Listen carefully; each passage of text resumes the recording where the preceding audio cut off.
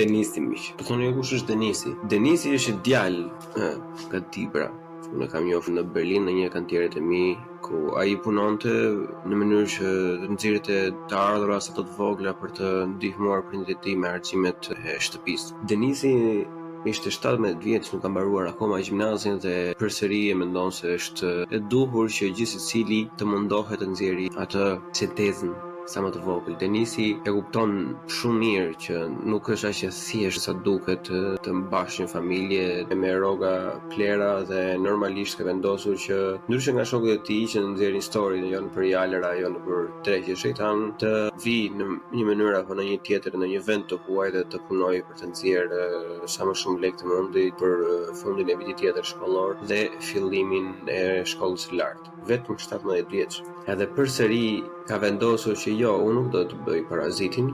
Vërtet jetoj në një vend që më mungojnë shumë gjëra dhe kjo lloj qeverie, ky lloj shtetformimi mua më heq atë, le të themi më heq të gjithë të drejtën për të qenë adoleshent dhe për të kaluar kënaqësitë e moshës, por Denisi refuzon që të ankohet edhe të presi për të ardhur ndryshimi, por ai vendos që të bëj diçka për të. Deri në një moment të dytë që gjërat të ndryshojnë, ai vendos që të bëj ball vetjetës, deri ku të jetë pak më e qartë se ku po shkon në Shqipëria vërtet ai vendos që të ndërtojë veten e tij. Deri në një moment të dytë ku familja e tij të jetë në një gjendje më të mirë ekonomike, Denisi vendos që edhe ai të ngrej barrën e tij dhe të bëhet kështu një antar produktiv i familjes, sepse jo shumë larg më përpara edhe prindërit tanë të gjithë normalisht në këtë lloj ambienti janë rritur. Të gjithë kanë punuar që në fëmijëri, të gjithë janë lodhur, edhe kanë qenë të vegjël, fëmijë të paprigatitur etj, po nuk i ka ndaluar asnjëri që të nxinin sa më shumë të mundi nga ajo lloj situate e keqe, sepse ajo situatë është edhe normalisht kështu do të jenë të gjithë. Vërtet një moment për ulës, domethënë, sepse normalisht edhe unë kam punuar kur kam qenë atë moshë, por jo në atë lloj grade si Denisi që ka lënë shtëpinë dhe ka shkuar në një vend komplet tjetër të huaj për të bërë një punë që le të themi të drejtën është shumë e lodhshme fizike. Edhe në fillim unë ndjeva pak keq, e kupton që një djalë i tillë bën këtë punë, edhe unë i marr shumë gjëra që të jetë stime të mirëqenia, por pastaj u frymëzova shumë sepse mendoj se vërtet ato që kemi diskutuar edhe në podcast e gjithkohës, jo po pse qahen të gjithë nuk bën asnjëri asnjë në të vërtetë, nuk janë një shumicë e madhe, por një pakicë e vogël që i mbushin ato lokalet.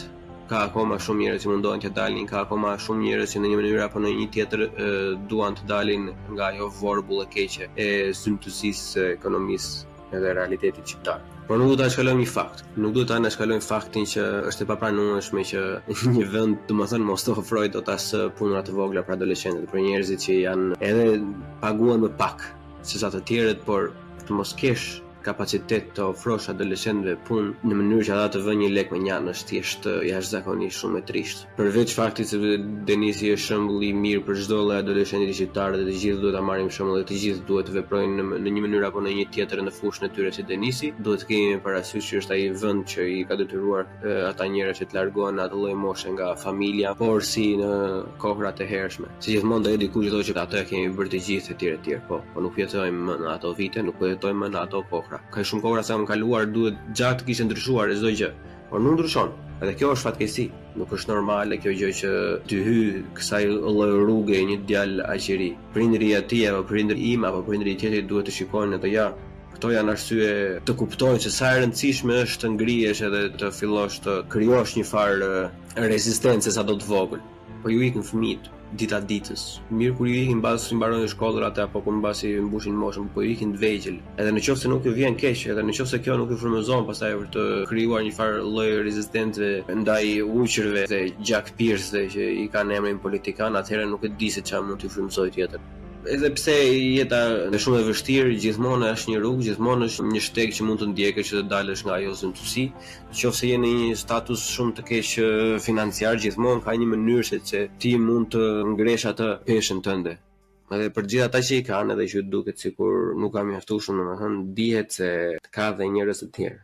Edhe nuk dua të jap asnjëherë atë faktin, jo po njerëzit në Afrikë nuk kanë bukë të hanë etj. Po dihet se kam keq. Edhe në qoftë se je duke u qarë, që edhe unë e kap ndonjëherë veten time duke u qarë edhe duke them që po momentin gjëra të mirë, po që duhet të marrësh një moment e të thuash që në qoftë se një person është duke bërë një X diçka që objektivisht, jo subjektivisht, po objektivisht është më e vështirë se sa kjo gjë që po bëj unë, atëherë mbase të 1 nga 7 ditët që qahem, just shut the fuck up and try to do better. Sa më shumë persona se Denisi të kemi në shoqërinë tonë, aq më shumë do ja kuptojmë edhe vlerën punës dhe mundit edhe djersës tonë, edhe aq më shumë mbase edhe do rritemi si shoqëri, sepse normalisht këta lloj individësh duket që kanë një zell të papar për të zgjidhur problemet e tyre aktuale dhe në një ambient më të mirë, pasi ata ta kenë kaluar atë lloj vështirësie, normalisht do e përdorin këtë zell edhe për të mirën e